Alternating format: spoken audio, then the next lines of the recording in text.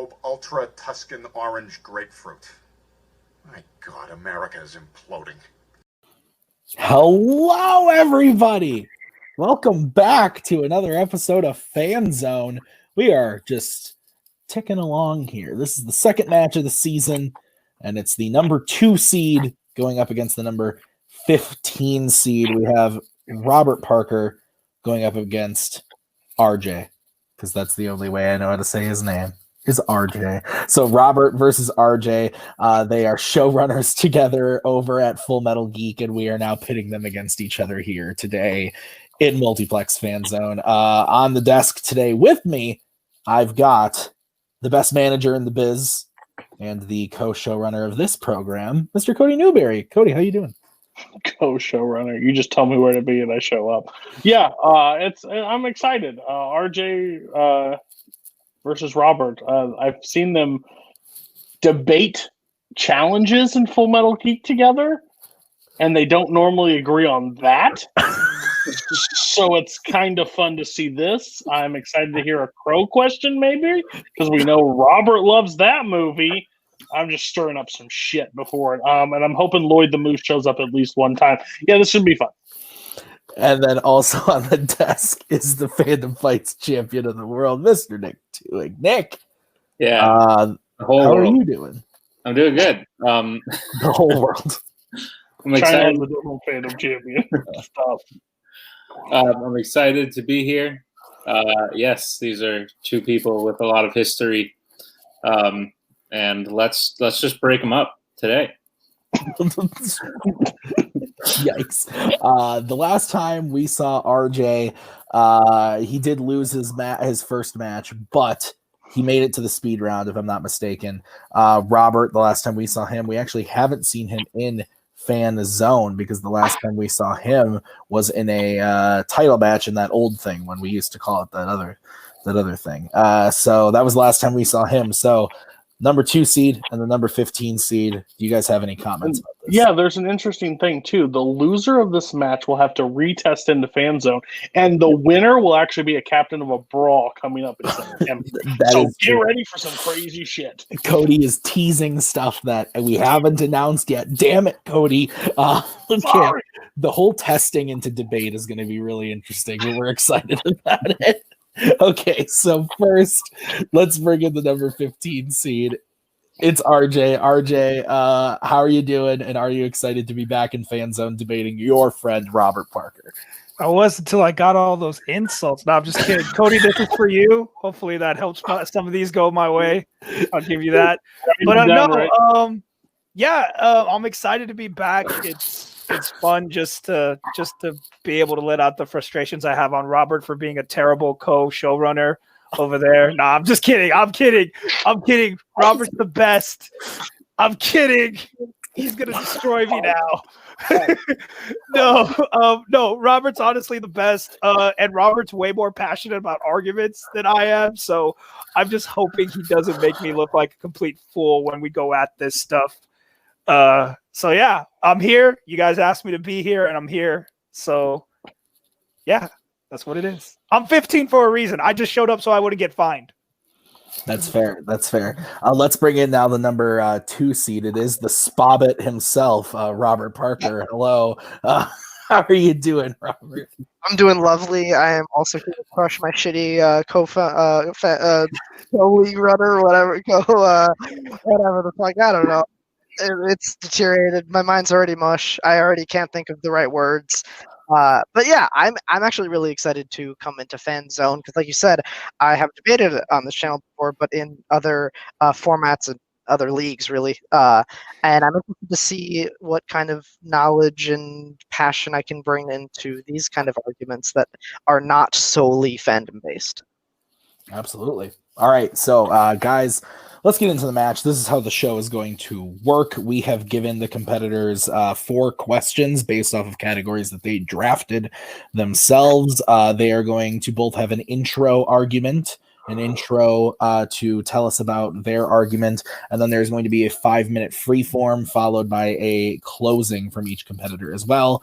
Then myself, Nick, and Cody will write on our handy dandy boards or telephones who we think should be the winner of that question. The first person to 3 is the winner. RJ, Robert, any questions? Okay, so we will get started right away with the first question. And the first question is in the category of Star Trek, the fandom category of Star Trek. And the question is, who or which Star Trek film has the worst plot? Which Star Trek film has the worst plot? Okay, Robert, since you drafted this question, you are going to get to go first on this question. So you have 1 minute to open your argument. I will come in when there is 10 seconds left to give you a warning. Otherwise, your minute will start when you start talking. All right, so let's just be frank. There's a lot of bad plots in Star Trek movies. There's a lot of bad movies. Some of them are caused by bad plots. Some of them are caused by other things. Some of them it's a combination. The one that I decided to go for was Star Trek V: The Final Frontier. Now, there's a lot of things that are bad about The Final Frontier in general, whether it be the writing, the acting, the visual effects. But the plot is really what makes this movie bad. It's not. It's not just the crew in this scenario. It's not the crew in this scenario like some of the other bad plots are. It is like a search for God, which is kind of weird. Like, I don't really need my sci-fi philosophy. Like, you get into some of the Next Generation movies, they're like more philosophical. I like those kind of ideas and themes. I want that as far away from theology as possible. I do not need Star Trek telling me about God. There's a random ass Klingon plot that could have been good, but when it's merged in with this God stuff, it's just a total mess. Final Frontier is a terrible plot. All right. RJ, you now have 1 minute to open your argument. So me and Robert tend to agree on this when it comes to Star Trek, that there's just a lot of things in the Star Trek universe that can be considered very bad plots. What he's wrong about is there is a worse plot out there, and it is the voyage home. Yeah, this plot is absolutely abysmal because it's not even really a Star Trek movie. It's the world's worst time travel movie with the world's worst MacGuffin, I guess you want to call it, of like, how are we going to solve the problem? Whales. That's how we're solving the problem. Whales. The only option we have in the entire universe, in this super high intelligent universe, is whale sounds. That's how we're going to save the universe. That plot point alone is why this is the worst plot in Star Trek. And I'll save everything else for the debate. All right. So, worst Star Trek plot, we have Final Frontier versus Voyage Home. You guys have 5 minutes. I will come in to give you a 1 minute warning, and then the 10 seconds at the end. Remember, no talking over each other, nice even back and forth. Go for it. Star Trek 4 is a great plot. I don't know what you're talking about. Anybody who has ever seen a Star Trek movie before Voyage Home or has seen any episode of any show has thought at least once, what would it be like if they were in like our time, like in relatively modern time, just on Earth dealing with their own shit? That is the time travel aspect is good because it brings them to the modern world. The whales aspect is good. Like you said, it's a MacGuffin. It brings them to where they need to be geographically and adds to the modern world. And it's amazing. The way that they interact with the 80s world around them is hysterical. It's some of the best comedy in the entire original series of movies. No, it's not. It is back and forth bullcrap time travel thing that you see of someone going back in time and having to try to fit in.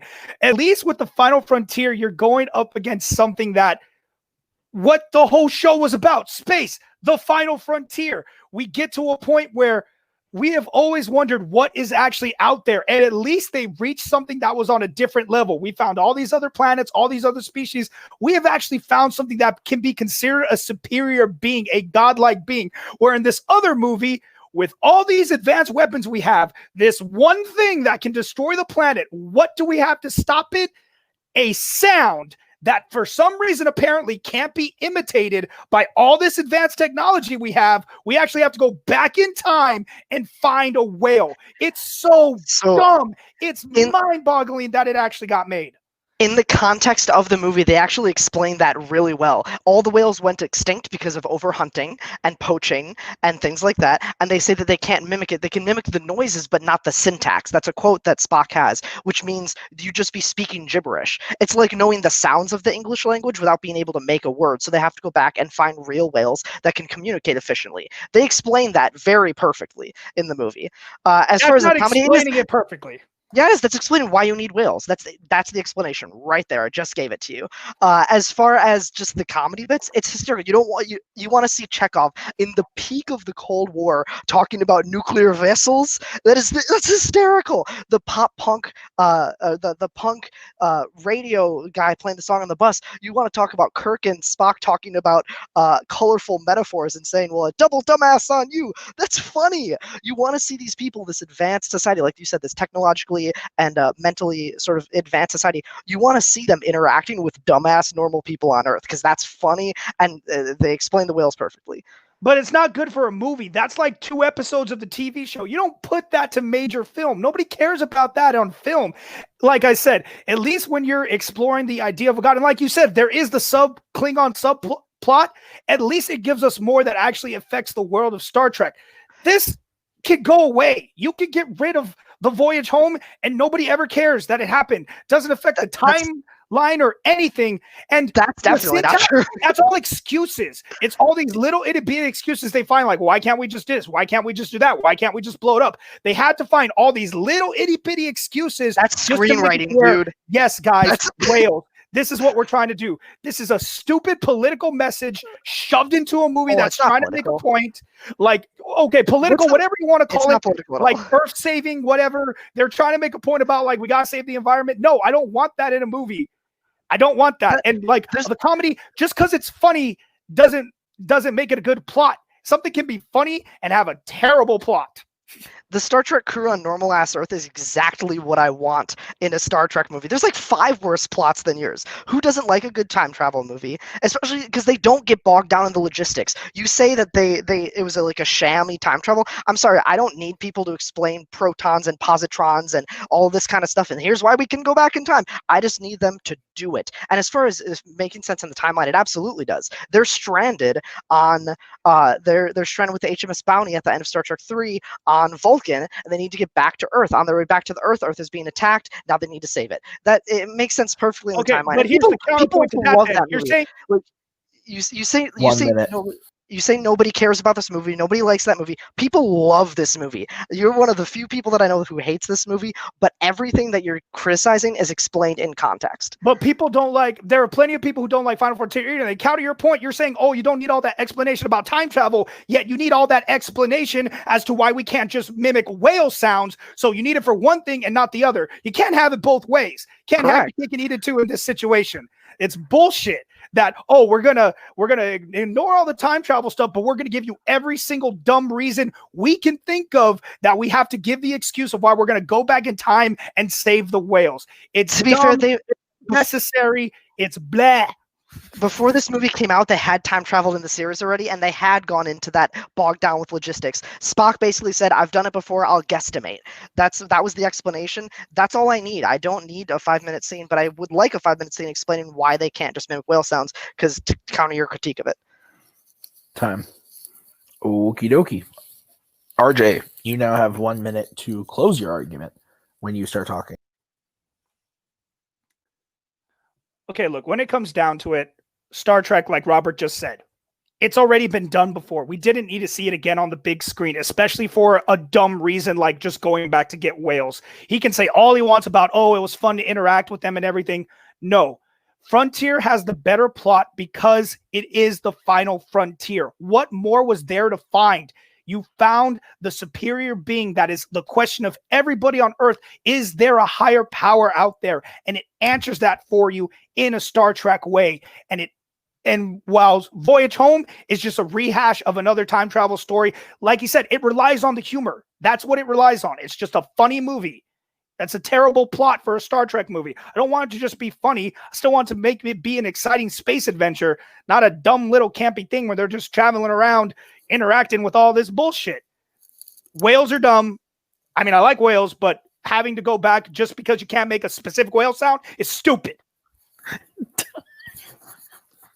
Whales are dumb. You heard it here. Robert, you now have 1 minute. A dumb little campy thing where they interact with all this bullshit is Star Trek, especially Star Trek the original series. The campiness, the weird thing, whales, really? That fits in with that era of the content, of the shows, of the movies. They're all like that. And as far as answering the question, Star Trek V does not answer the question. It's about suddenly Spock has a terrorist for a brother that he's never talked about before, and he can touch people and make them mindless slaves by taking away their trauma, and then they take him to this godlike being, and then they say, what would God need with a starship? And he's like, fuck you, don't ask me that, I'm gonna attack you, and then the movie's over. It doesn't answer any questions, it leaves you wanting more, it makes you say, wow, this is stupid. The whole thing with the terrorist brother is also a villain, as well as this little Klingon guy. Like, that could have been cool, like a battle-hungry Klingon looking for a good fight. Like, that is, in the context of Star Trek, a good plot, but it's such a mess when you combine it with all the theological and terroristic and zealot bullshit. Time. All right. Woof. My mind was just blown. Final frontier, then undiscovered country, because they reached the ultimate. Boom. Never put that two and two together. I accept the point deductions for saying whales are dumb. No, I accept it. That actually, Whale. what? Do you guys have yours? Yeah. Maybe. Yeah, I got mine. Fuck. That's really close in your head? Huh?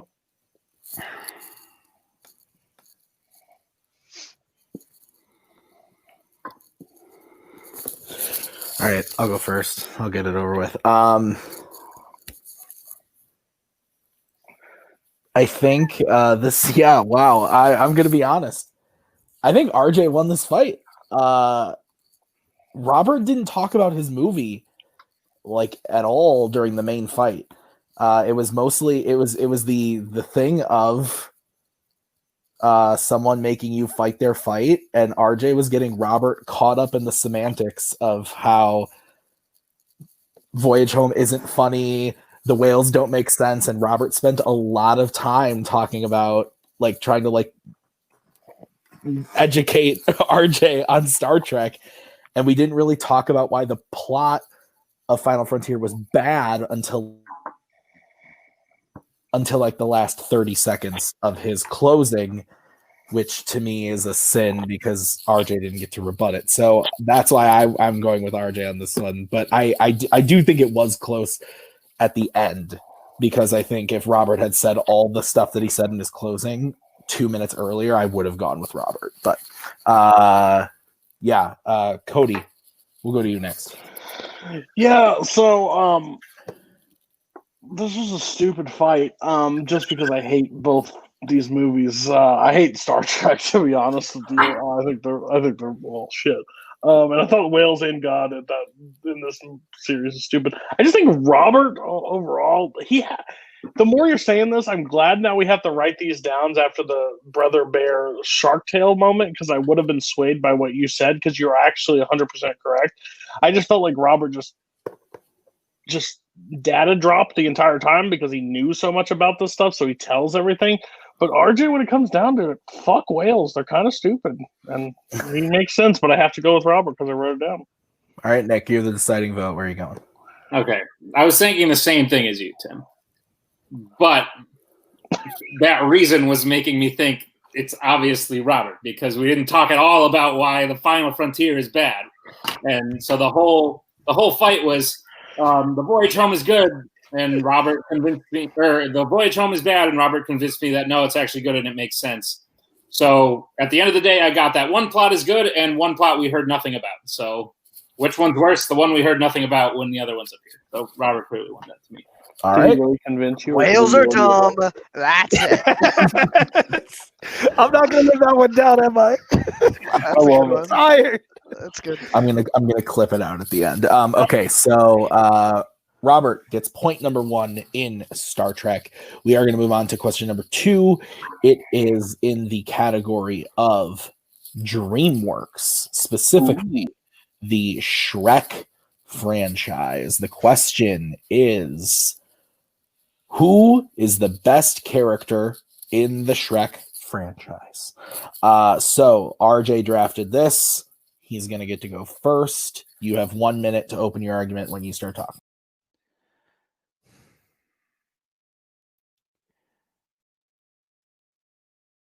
They say that behind every strong man is a woman.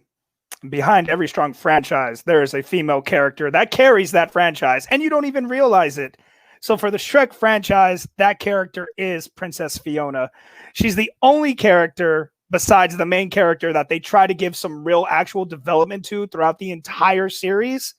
And hers works. It's actually a very nice story you see. A lot of people overlook it because it's called Shrek. But when you actually go back and watch these movies and watch her throughout the entire series, she has some of the best character growth. She has some of the best characterization out of the entire thing. And honestly, the abysmal 4th movie in the main Shrek franchise, she's the saving grace of it. And I'll get more into that into my argument. I yield the rest of my time. Okay, 15 seconds early. Okay, all right. Robert, you now have 1 minute to open your argument. Yep. We both picked relatively unorthodox characters, but I think we're both going to have an interesting argument. You said they have a character that you don't even realize is, supporting the franchise, and you're right. You don't realize she's there. The answer is Puss in Boots is the best character. One of the big points, honestly, it's just a fact. It's the only character that deserved their own spinoff and actually got it. Like that holds some weight, that the writers and the producers and all that kind of stuff thought that the character was worth having its own movie. You get so much into Puss's background in that movie, which is incredible. But also in the other movies that he appears in, he steals every single scene that he's in. He overshadows both Shrek, Donkey, Fiona, Charming, whoever he's up against. He's the best part any single time that he's on screen. It really just, in Shrek 2, when it's introduced, brought in a breath of new air into the franchise, really spiced it up, and is the most memorable part of that movie, and continues to be the most memorable part of every scene he's in as he goes forward. All right. Princess Fiona versus Puss in Boots. 5 minutes when one of you starts talking. Robert, I get it. You're 10 years old. You like the adorable little cat. That's what you need to admit to yourself. He didn't deserve his own break-off movie. The reason he got it is because how are we going to sell another movie to kids? Why don't we take the cutest little character? Because he's literally a cat in boots. That's why he sells. Because he sells toys because you can make dolls out of him. He didn't deserve anything. He's literally Antonio Banderas being Zorro in cat form. That's all exactly. He is. I don't know what... That doesn't make him the best character in a franchise at all. That actually makes him the worst character in a franchise because he's just the actor rehashing something he's already done. That's not even the actual story of the Puss in Boots character. They completely, literally made it, hey, we got Antonio Banderas to make him. Why don't we make him Zorro, guys? That's all they did. You're right. You're right. We have to stay very close to the source material when talking about Shrek. It's a big deal that we nail every single part of the real story. It doesn't matter. They take creative liberties. That point is completely moot. As far as Puss in Boots, there's actually like innovative things with the character, not as far as just like the character design, just the physical look. Like you said, it's a cat in boots, but that's, I think, is an oversimplification. But also like innovative action. You got like the ball of yarn, you got the claws like cutting open like the glass. It's just innovation for the character. He fits in perfectly with the trio. He overshadows both of the other two. As far as Fiona, I want to say this. Fiona has one good movie. Puss has 4.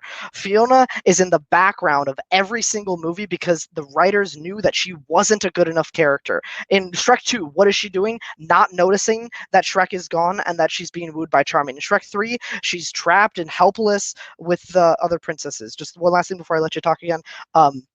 She was created to be this anti-damsel in distress, this very independent character, and she became the most dependent character as the series went on, always being defined by what's the people around her, the characters around her, instead of her own growth.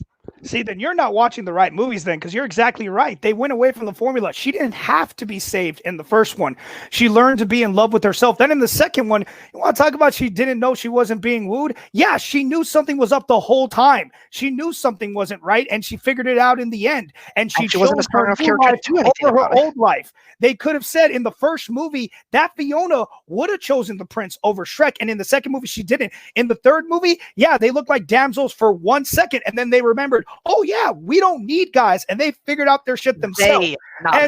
They, not her. She's still the leader of that group. Okay, either way, she's the one leading the charge. And then finally, in the fourth movie, she is the saving grace of the fourth movie. What's Puss doing the whole time? Being fat, being her pet, literally her secondary. That's what he's doing in the entire movie.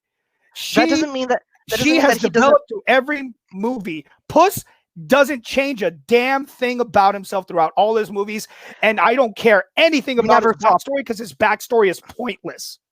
That's not true at all. If you're saying that he didn't grow and didn't change, you didn't watch Puss in Boots. Of course he did. He started off as an orphan. Of course, you say that you don't care because you don't like the movie Puss in Boots. That doesn't mean that his story and his arc is non-existent or irrelevant. Just because you don't like it doesn't mean that it's not there, right? You see him as an orphan. You see his very first relationship, his first friendship, his first love, his first loss, his first grief. Those are deep, emotionally resonant moments that happen all throughout Puss in Boots.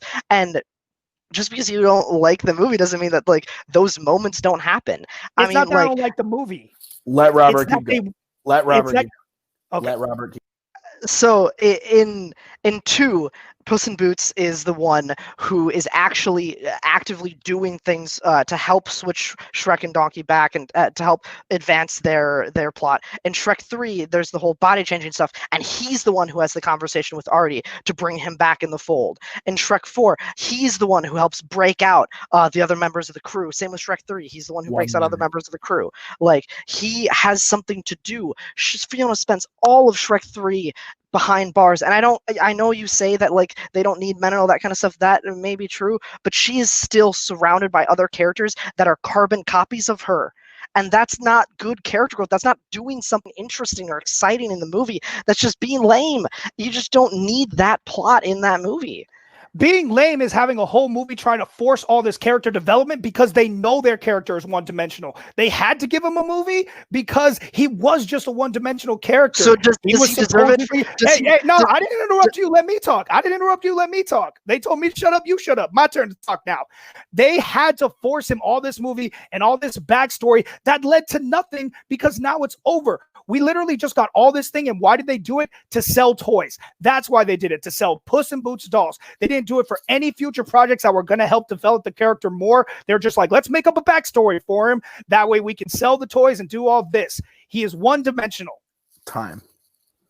All right, Robert, you have 1 minute when you start talking. Yep. So does he not deserve the movie because they want to sell toys, or did they make the movie to give him backstory? Because I don't care what the reason was that they made the movie. Fact of the matter is the movie was made. He was given backstory. It mattered. It made him a more dimensional character, and it made him a more relatable character, a more emotionally resonant character. That happened.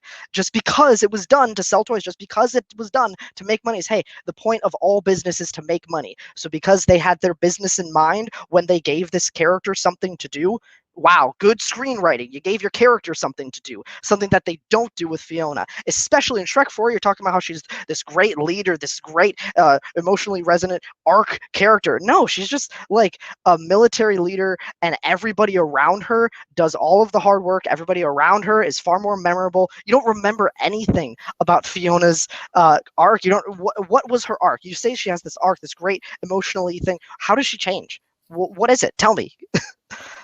Time.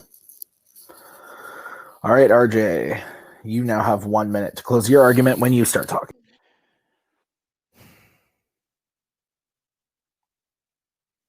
Here's the arc. You have the princess that thinks she wants the fairy tale ending she learns to find for true love.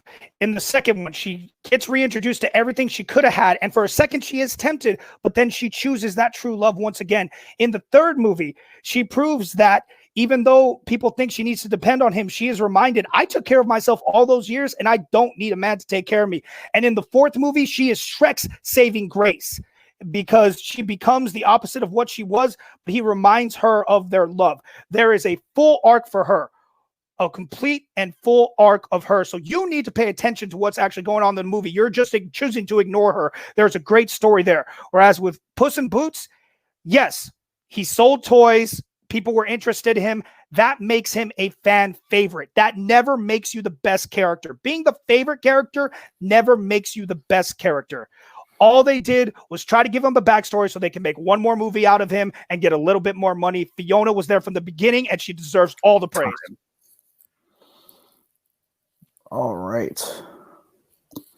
Can I just say I'm glad we did this instead of Shrek versus Donkey, because that would not have been as fun. Oh God, that would have been, yeah, that would have been boring.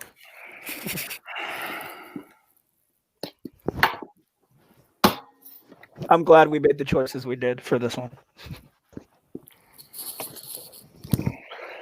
I almost picked Mongo. Oh my God, dude. Really? No. I can see the argument. That's the meme pick, though, yeah.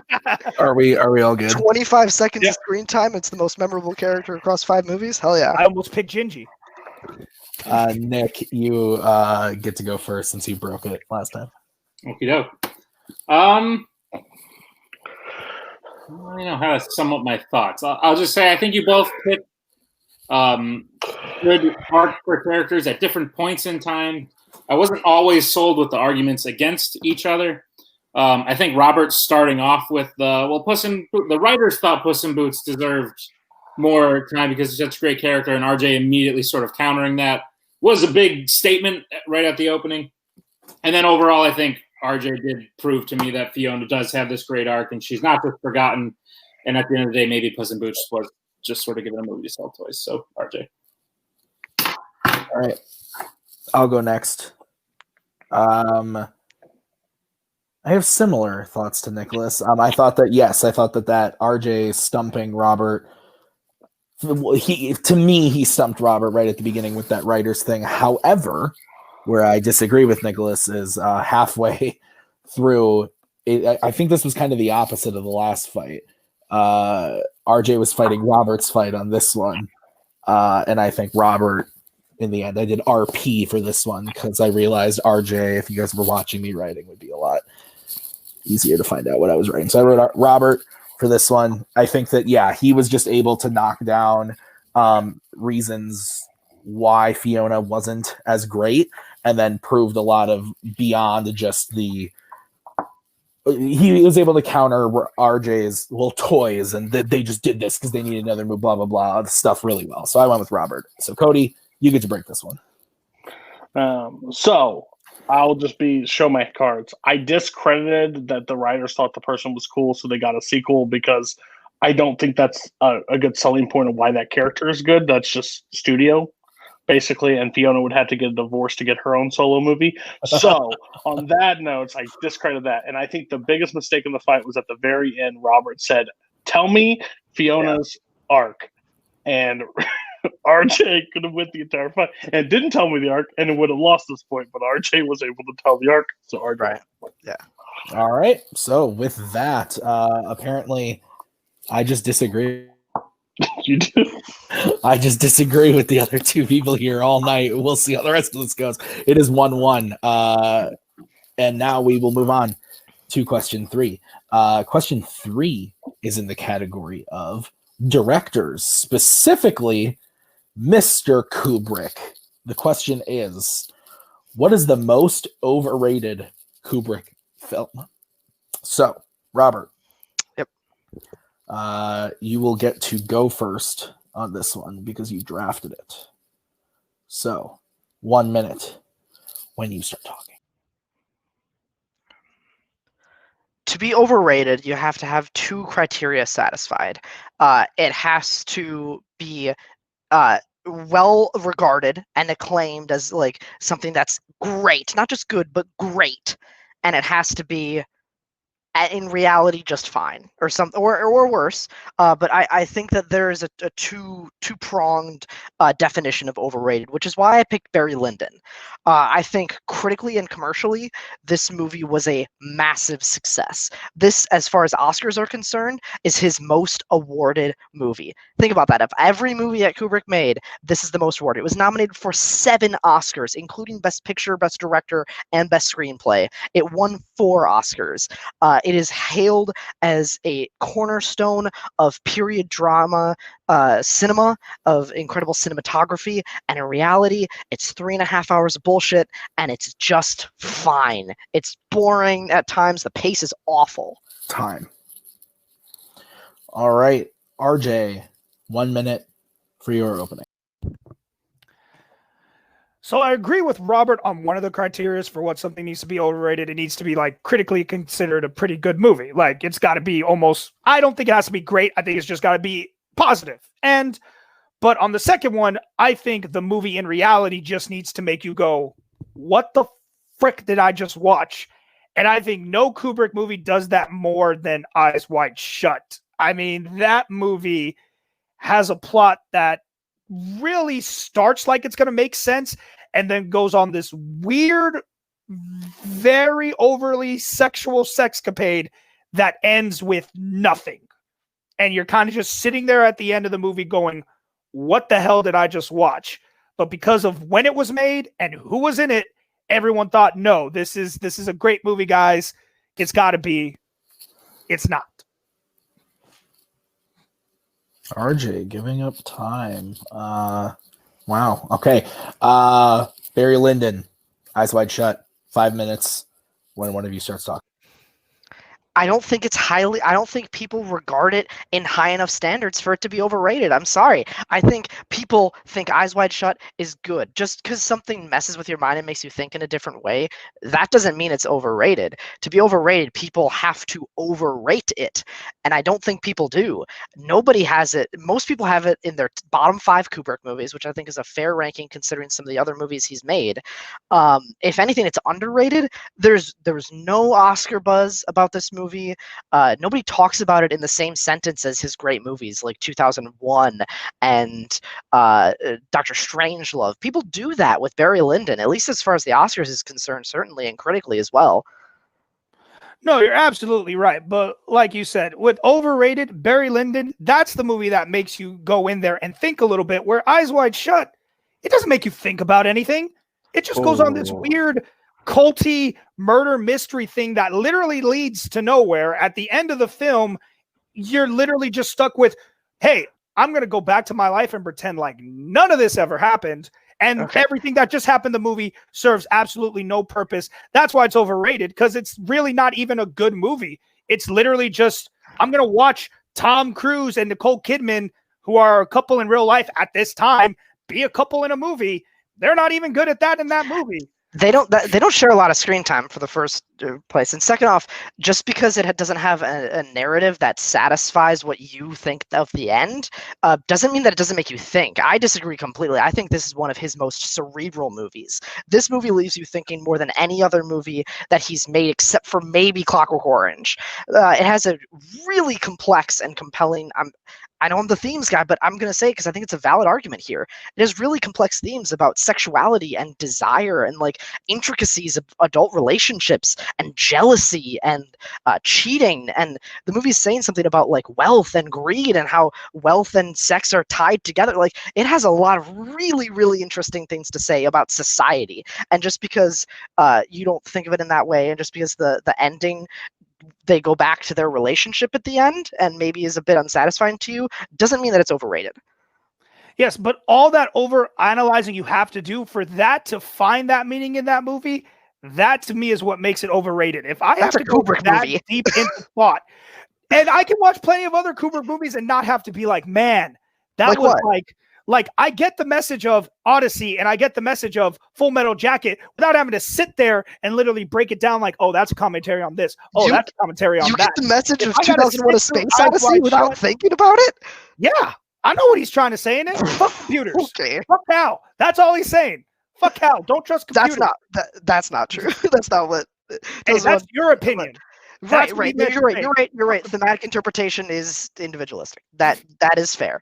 But I think that just because you don't connect with the themes of it and you don't see them there, doesn't mean that it's overrated. Like I said, that if anything, the movie's on as a whole, just as a cinematic experience, Eyes Wide Shut is properly rated or underrated. I think it is never talked about as this great cinematic achievement, this great spectacle of filmmaking, the way that Barry Lyndon is. Barry Lyndon is regarded as one of the best period dramas ever made, some of the best cinematography ever put into film. Like, it is where Kubrick has been awarded, like I said, the most at the Academy Awards. It is a very, very high percentage of the tomato meter, for what it's worth.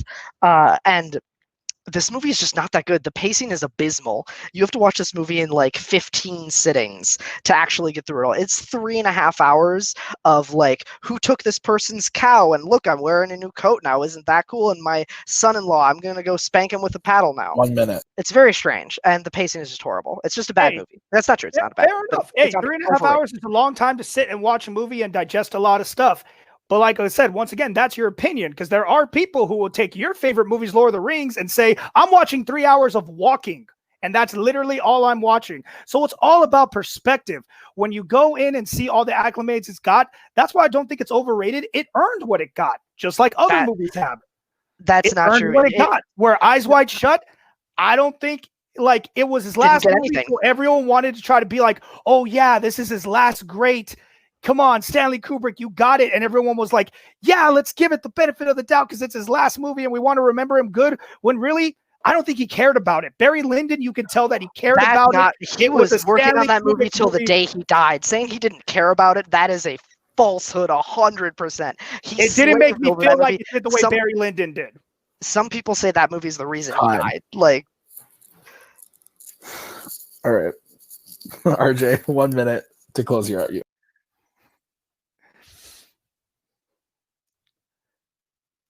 Look, I'm not going to pretend like I won this one. I know I lost this one, but here's my point. When you talk about an overrated movie, you're talking about movies that people tell you, oh man, you got to see this movie. And you watch it and you're just at the end going, why the hell did you make me watch this? And to me, exactly what Robert did explaining that movie's themes to me is the definition of overrated. When someone has to sit you down and say, this is what it was about, this is what it is about, this is what it was about. That is the pure definition of overrated to me. I'm going to yield the rest of my time because I don't even care. I don't like Kubrick anyways. Well, I like Full Metal Jacket.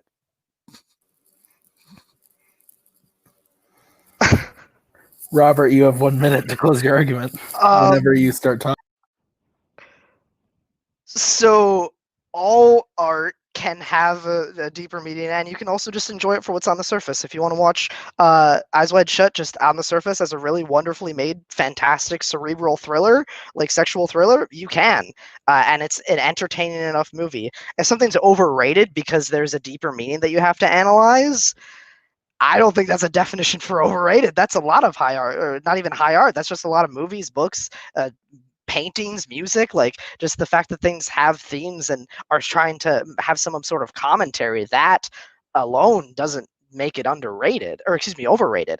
Overrated is acclaim on multiple levels, awards, critically, commercially, and at the end of the day, it's not that good of a movie. Whereas Eyes Wide Shut, like I said, I think is a good movie. If that movie came out today, even if it wasn't directed by Kubrick, people would be like, wow, yeah, that was pretty good. That has a lot to say about society right now. That's it. This was a first for me of Hey, if I had a white flag, I'd wave it. Cody, you get to go first because I think you broke it last time. Listen, I respect the hell out of RJ because the one thing I've always asked somebody is don't give up on a question even though if you're losing. He gave up on it, but at least he went through all the rounds and still fought it. He didn't just lay there in the middle of 5 rounds and say, I don't know. I looked up Barry Lyndon. The whole fucker was like 3 hours, and I said, I'll be damned if I'm going to hit play on this thing. So that alone scared the shit out of me. But you can't award a point when somebody concedes a point. It doesn't work like that, so Robert gets my point. Nicholas. Yeah, I've never seen either of these films. So, RJ, you could have sat there and lied to me for 7 minutes or so, and I would have believed you. But you chose not to do that. I respect the honesty, sir. I will say I disagree with both of you because you kind of had the same definition of what overrated means. I don't think it has to be well regarded. I just think it has to be better regarded than it actually is. And Robert proved that to me, and also RJ gave up. So yeah, I wrote "Spobbit" halfway through the fight. RJ, I actually don't think RJ was doing a bad job during the fight. I actually thought he was doing a good job, and then I was really shocked when he was like, "I didn't win this." I was like, "Whoa!" So yeah, no, it's definitely Robert's point here. Okay. Okay, we're going to go into the next question now. It's the final prep question. It's in the category of sports movies, specifically hockey movies. And the question is, what is the best scene in a non-fandom hockey movie? So, RJ, you drafted this. You get to go first. 1 minute when you start talking. All right, look. The best part of any sports movie, you all know what it is. It's when the main team or the main competitor, whoever you're looking at, looks like they're about to be down and out. And they have the rousing moment. It can be a speech. It can be a play. It can be something happening that gets everybody back in. And nothing proves that more than This Is Our Pond in Mystery, Alaska, delivered by Russell Crowe fantastically. And it's just one of the most underrated sports speeches of all time. And I'll get more into that into the argument. But it is, as far as hockey movies go, if we're not counting Fandom, this is the best hockey moment you can ask for in any other movie. I yield my time. I gathered that. Okay, Robert, you now have 1 minute to open your argument.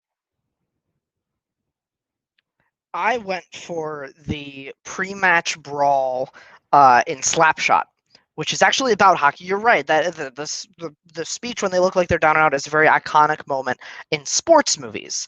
But the category is hockey movies, and I don't think that is really pertaining to the hockey genre itself. You can see that in any movie at all. This is something you'll only see in a hockey movie. Slapshot has been regarded as one of the most accurate depictions of hockey in a movie, and the way that it melds the humor, the drama, and the ultra-violence at the start of this brawl is really defining of hockey movies as a whole. They get into this big fight. There's blood. There's punching being thrown. There's refs getting thrown everywhere. Then after the brawl, they stand up. They listen to the Star Spangled Banner. The ref comes up and yells at him for starting a brawl. He's like, "I'm listening to the fucking song." And he like salutes. I just think that the comedy and the violence and it's hockey. It's a hockey movie. It's a hockey scene. Time. All right, guys, 5 minutes when one of you starts talking. I'll give you that is the funniest scene you will ever see in any hockey movie ever, but it is not the best. I mean, yeah, okay, it's reminiscent of hockey because fighting's a big part of hockey, but that's an overstated thing, and that's the one thing that everyone overrates about that movie. It's just a fun Paul Newman movie. Like, yeah, it makes fun of hockey in the way because all they do is brawl. That's all that movie is one big brawl. So the fact that, there's a big brawl before the final game, it's just rehashing the entire movie of a bigger scale.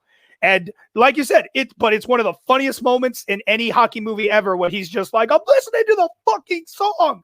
Whereas in Mystery Alaska, whenever you got to go for the big speech, the beauty of it is it's not even a big speech. It's less than a minute, and it's not all this, we got heart, we got this, we got that. It's literally Russell Crowe saying, "Are you tired? Are you tired? Are you tired? Here's what we got to do. They're tired. We don't give them an inch. This is our pond. Let's go do it." Everybody's like, "Fuck yeah!" And then they go. That's exactly what you need from a hockey movie because it's so fast paced. That's how you get back in the game. it's disappointing. That scene is a letdown because when you're watching this movie is a little bit more melodramatic than I think you're giving it credit for, the movie as a whole, and this scene feels a little bit out of place. It feels a little bit rushed. It doesn't take the time of something like a Miracle, maybe, like that speech, which these two speeches mirror each other a little bit. The Miracle one takes its time. It revels in that melodrama. It really just relaxes and lets the movie take its time to really build your emotions. You don't have enough time to build your emotions in this moment. Like you said, it's less than a minute. You don't have enough time to really get in the headspace of these people, especially because it comes out of nowhere. Burt Reynolds walks in, starts talking to some people, and Russell Crowe interrupts him, and he's like, "Let's go do this." Like, it's kind of jarring. And it's also, like I said, you can see that in any sports movie. It doesn't have to be a hockey movie. This is a hockey scene. Exactly, but he gives a hockey speech. Like he said, you don't need that buildup. You don't need any of that. When you play hockey, it's about getting back on that ice when you get up. You barely get a whistle. You got to be right back on the ice, ready to go. And just like that, and there's no buildup. Dude, when they go into that room, they're down like 4-0, 4-1. I'm sorry, I haven't watched the movie in a long time, but I know they're down. And that's why. That is the buildup. They're in there, sitting there like, man, what are we going to do, man? We thought we had this. We're going down. And when you have someone, instead of the coach getting you together, the coach saying like, man, we're done. Guys, we tried. We're good. We're out. For one of the players to come up and say, I'm not done. And he gets everyone together. You done? You done? You done? No. Taking them all at their word. Like, all right, then this is what we're going to do. We're going to go back out and do it. So you just said that it's like a hockey speech, except for the word pond, it's not. You can substitute the word pond for court, pitch, field, court, or like any other sports word, and then you can pick that scene up and move it to any sports movie in the last 60 years, and it still fits in exactly. It's not reminiscent of a hockey movie. I think to be the best scene in a hockey movie, there has to be some connection to the sport. It has to just be a little bit more representative maybe of all of the aspects of the sport, which brawling is one of them, which comedy, cracking jokes is one of them, which the violence is one of them, the drama, the warm-ups is one of them. That's something you see in this scene as well. It just shows you more about what the sport is about, instead of just what Russell Crowe can do chewing scenery for 40 seconds. Look, okay, you want to talk about, okay, you could take that. You could take a fight into any sports movie too. You could take them out on the ice with put them on a football field. It's two football teams fighting. They're still going to let the game go on too. You put some in a basketball movie. There's plenty of basketball movies where guys throw down in a match because there's tension and everything. Same with a baseball movie. There's plenty of baseball movies where guys rush to the field, and yeah, they still get to play. Oh, so fighting's a part of baseball. Fighting's a part of football. Fighting's a part of everything. Just because you're technically allowed to fight in hockey, and let me let you in on a news flash, you're not allowed to fight on that big of a scale in hockey, okay? Just like in any sport, if the entire team gets into a fight, everyone's going to try to break it up. It's a movie. It's a dramatization. That's not a fair critique. It's a dramatization. Every movie takes... Oh, so it's a fair critique for you that my speech can be in any sports movie, but I can't say a fight can be in any sports movie. I didn't say that the fight. No. I said the bringing in the technicality of the rules of hockey. I said that is not a fair critique. I don't think that is a fair critique because it is a dramatization. It's a movie. Like I said, your scene feels jarring compared to the tone of the rest of the film. All right, time. All right, Robert, you get 1 minute to close when you start talking. Good. Can't wait. 1 sec. Sorry.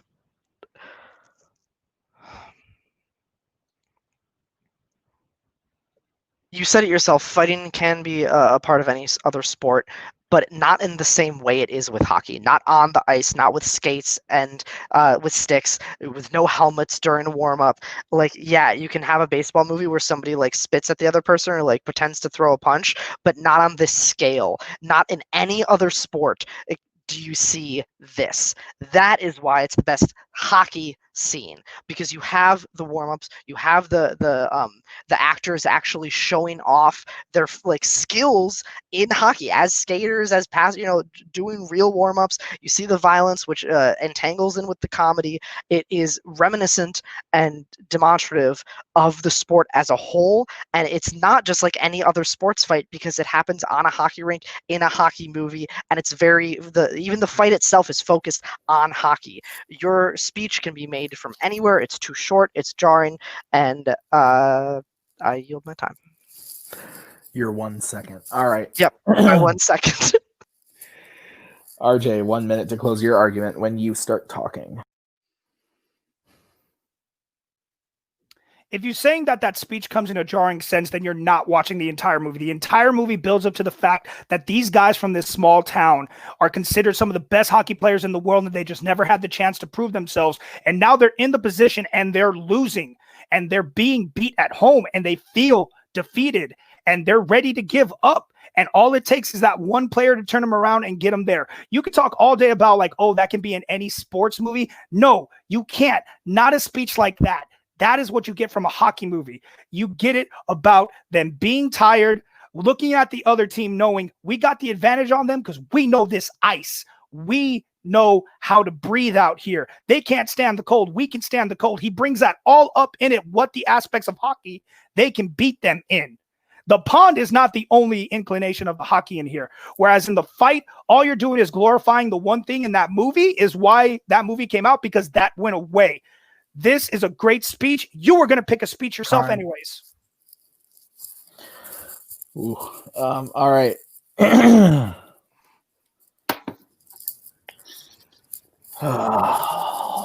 man. This was a good one. This was a good one to close out. By the way, we should all go watch these movies after this. I've not seen either of them. So. Oh, there's Slapshot is a great comedy, but Mystery Ass is actually a really good like hockey movie. It's a great movie. It is. No comment. All right. I'll go first because my vote technically did not count on the last one. Technically. Sorry.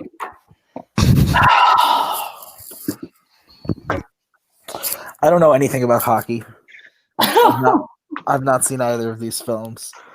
So the arguments of like, I really tried to listen for what is the best scene. The question was, what is the best scene in a hockey movie? Not what the best hockey scene is or the best hockey movie. Based on those arguments, I'm going with Rene Jr. I think that he did a better job of talking about why his scene specifically mattered to that movie, those characters there. And Robert painted a picture of a scene that I thought could be really funny and interesting, but RJ painted a better, this is the best scene in any hockey movie for these reasons. So that's why I went with RJ. Cody, we'll go to you next. So yeah, the speech can be in any movie is understandable. Like I understand that viewpoint. But that's also why people love sports movies at the end of the day. I think there's back and forth. I think there was a huge argument is like, can this be reality inside of hockey, or could this be like, if we remove pond, can we put football in there, and can it mean the same? Like that's so I try to I've seen both these movies, and I took that out too. I just let you guys try to tell me about it. I still give it to RJ on this one just because I think he fought it better overall. All right, Nick, your vote doesn't count. Where are you going? I've seen neither of these films. Me either. Yeah, I know after you picked Miracle. Well, now I feel foolish because I gave the point to Robert. Because the whole it can be transplanted into any sports movie did sort of hold weight with me, and RJ didn't really tell us about the characters in the movie until his closing. So like I didn't know why those characters were any different from any other characters in movies that weren't winning. And what won it for me is RJ gave Robert the point right at the beginning saying it's the funniest. And I'm like, well, why does that mean it's not the best? Okay. Well, fair enough. There you have it. Means best. I did watch the speech in Alaska, and it made me want to watch the rest of the movie. So. No, I'm not saying funniest makes it the best. I'm saying like he gave it something. He gave it a positive, whereas like no positives were given to the other thing. Anyway, go ahead, Tim. It's just in funniest means best in Nick 2Wigs world. More details at 11. I like to laugh. This just in. You got an inside peek at Knights of Ren meetings. So there we go. All right. So we are going to move on to the speed round. This is how this is going to work. The writers of this extraordinary league, aka me and Cody, came up with a question from a category, an unknown category, a mystery category. You guys are going to have to pick an answer for the question that I'm going to say. I'm going to say the answer or the question. And then I will wait a couple seconds. I will say the question again. Once I've said the question twice, you may answer. The person who says an answer first will be going first. The person who says second will be going second. You have 45 seconds to open your argument. Then the second person will have 45 seconds to rebuttal, then 30, then 30, and then me and Nick and Cody will judge. Do we understand the rules of the speed round, gentlemen?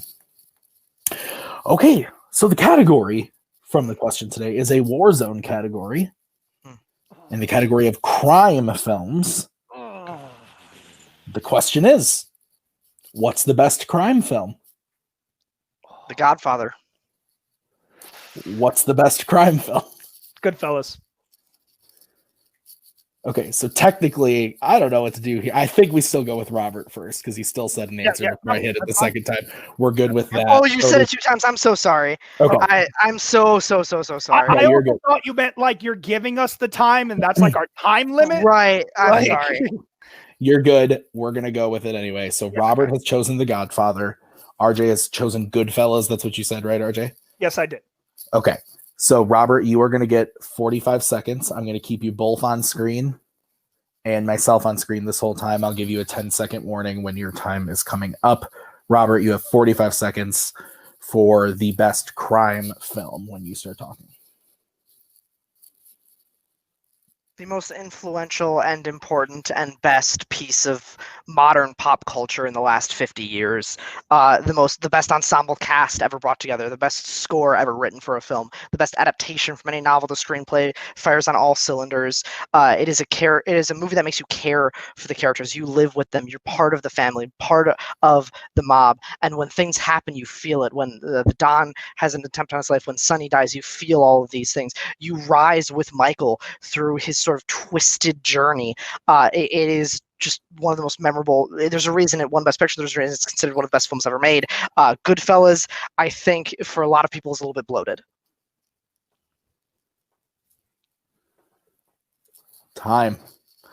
Okay, RJ, 45 seconds when you start talking.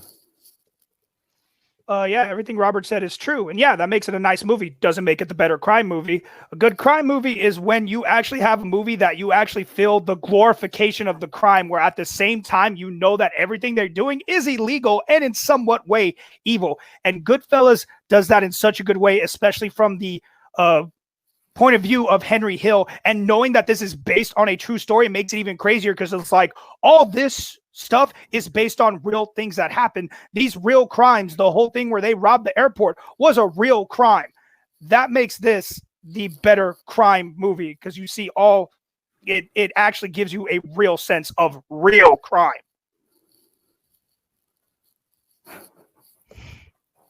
Time. All right, Robert, 30 seconds when you start talking. What could be more real than the Italian mafia? I mean, they make you feel with the crime that's happening. When you see Michael shoot those people in the Italian restaurant, you feel that. You're right there with them. Of course, it's real crime. It just because it's in New York longer ago doesn't make it any less real.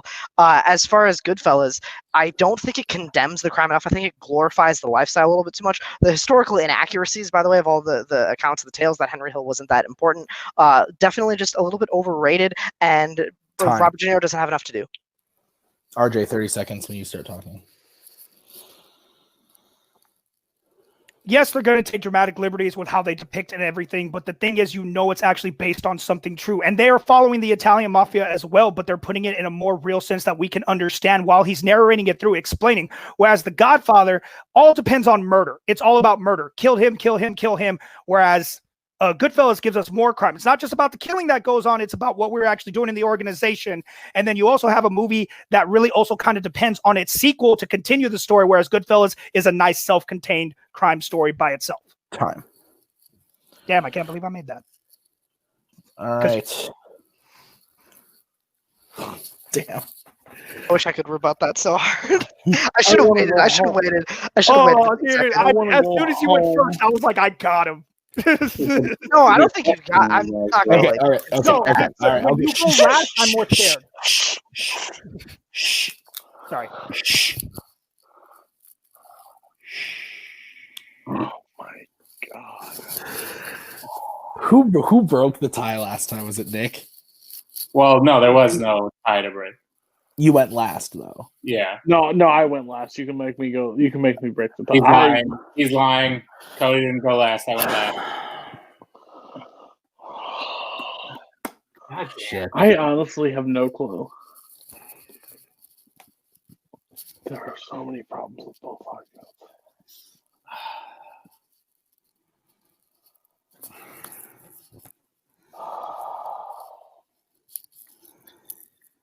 All right. All right, I guess I'm just gonna go with my gut and hope everybody stays my friend afterwards.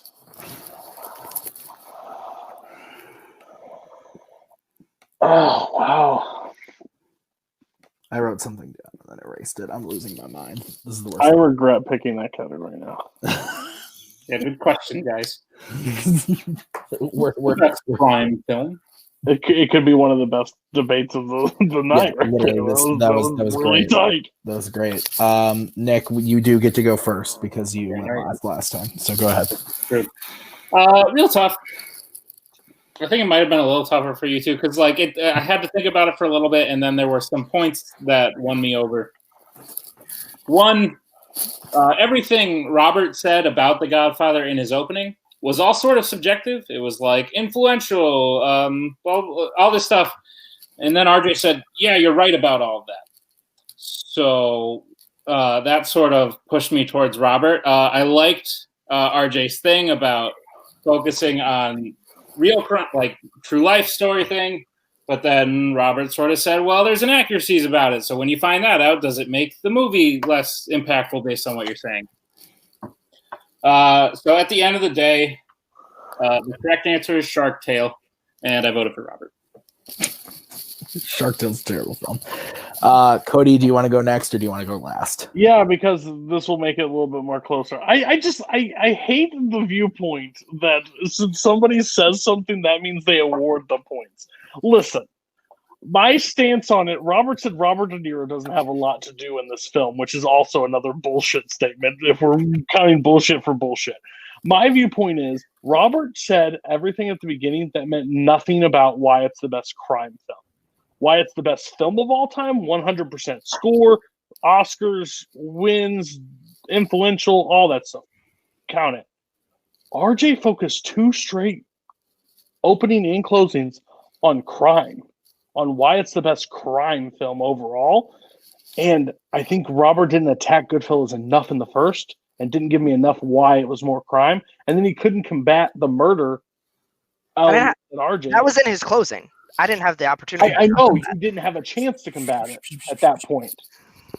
So that was my take. Is he brought up the murder? You didn't tell me more of the organized crime in yours that would have helped in that argument fight him. He just said murders, and then you were left in the dust. So mine is RJ on this one. I think Nick's just making fun of you, Cody. Okay. I can help him later on how to do that. Yeah, I get to be the deciding here. I also went with my gut based off of what Cody said. When I heard Cody say go with your gut, I kind of just had to do that as well.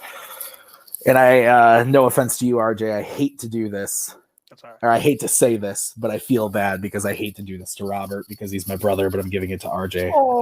Because I 100% agree with Cody. I think that everything Robert said in the beginning is really accurate if we said what is the best picture winner, best picture nominee or something like that.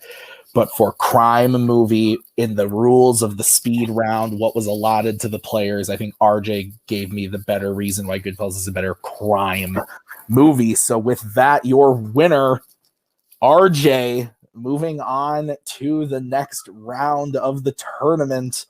Let's talk to him right away. RJ, I hate you. Sorry, I cut out. You won this match. You are now 1-1 in Fanzone. How are you feeling? Batting 500 always feels good. No, I really, I feel, I mean, I was going to feel good even if I lost, because I always feel good when you don't get knocked out in this realm, because it's very easy to, especially up against someone like Robert. I thought he had me for sure. Not on hockey. I think I had him on hockey. I'll admit I was a little cocky on hockey, but I thought he had me on DreamWorks. I really did. So I was very shocked when I had that. And then when crime came up, I was nervous about what the question was about to be. And I kind of took advantage when Robert jumped the gun. I took advantage because I was like, he's going to make himself go first.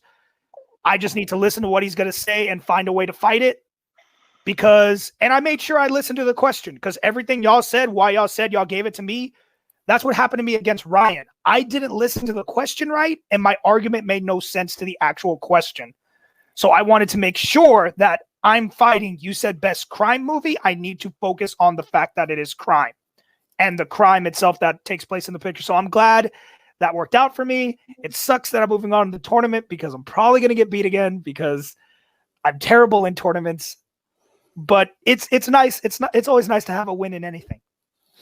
Yes, RJ, you are now moving on to play the winner of your last opponent, Ryan O'Regan, or Mr. Kaleb Koho. One of those two people are going to be your next opponent. So out of those two, who you want? Neither. F both those guys. Ryan wants so much payback for like losing that. I remember he was really upset about losing one argument to me. So I feel like he's going to come in for the knockout. And Koho knows me too well. Koho knows what buttons to push, and I'm afraid of that. Congrats to either one of you who wins, because you'll automatically be going to the third round. But I'll show up and I'll put up a good fight. I'll try not to give up a point like I did tonight. I'll at least do that for you guys. Yeah, RJ, don't do that again. Okay. I won't do it again, I promise. I swear I won't. Let's move over to Robert. Robert, it was really close. How are you feeling about the match? I feel fine. I did fine. I thought I did better in the DreamWorks one than apparently I did. And semantics gonna semantics on the last question. Like, that's just gonna happen. It's part of the game, and you live with it. And I still had fun. It was fun. You can always yell at RJ though about the whales. That's what you have on. That was really fun. And like, I don't know. I think I wish part of me wishes we had like drawn categories a little bit differently, because like clearly I was gonna win the Kubrick question, and clearly he was gonna win the hockey question. Like, there was not an argument either way, I think, for either of those. So part of me wishes like those two had been a little bit closer either way, but I don't know. Shit happens. All right. Well, this does mean that you're out of the tournament, but what this does mean, though, is that I can use you as a host again, which means that ulterior motives. I will be. No. I'm kidding. It's a joke. But I will. But so we will see you back in that capacity very soon. But Robert, thank you for being here tonight. Judges, final thoughts. Cody, we'll go to you first. So the new judging rivalry that I have is Brooklyn Vail is now Nick Tuig. So that's cool. I hate to live with that. And RJ upsetting Robert makes this tournament a lot more interesting, because Robert's already challenged for the belt. I think twice. I think it just makes twice. So I think it. And I'm excited to get him on the hosting desk, like the judges desk, because he knows in and out how to debate. He clearly thinks, we were wrong on some of the votes, which will make good judging debates. So, and then, RJ, please don't lay down, because I think you actually did a lot better than you're letting on. Because I think if you, again, pay attention to the question, you have a shot to go as far as everybody else. So pick your strengths accordingly, and you'll do fine. And Tuig, I hate you. Tuig, you've been verbally abused this evening, but what do you think about the match? Cody's wrong a lot of the time. Cody's incorrect sometimes. Yep. You heard it here first. Anyway. You want to name an incident? Because there were two tonight, actually. Anyway. Best one on Star Trek. Anyway, Robert and RJ are great. Cody is right, though. This does make the rest of the tournament very interesting. Robert being such a high seed, being knocked out so early, so I'm excited to see what happens next. I think the fights were close. Even the one RJ gave up on, like when he goes, I give up, I was like, there have been way more one-sided fights where people did not give up. So RJ, don't do that next time. And I agree with Cody, as I do 90% of the time, that you could go far in this. All right, well, guys, that's going to do it for us here at Fanzone. We have another match coming up in 2 weeks' time. Brian Michaels, the number 3 seed, is coming back to take on the number 14 seed, Amaru Moses. So that is going to be a very interesting match. Last time we saw Brian, he lost to Mr. TWOHIG, and last time we saw Amaru, he lost to Mr. TWOHIG. So that will be a great match to see. We'll see that in 2 weeks for that. But for Robert, RJ, Nick, Cody, and myself, we'll see y'all next time. Grab a Michelob Ultra. Goodbye.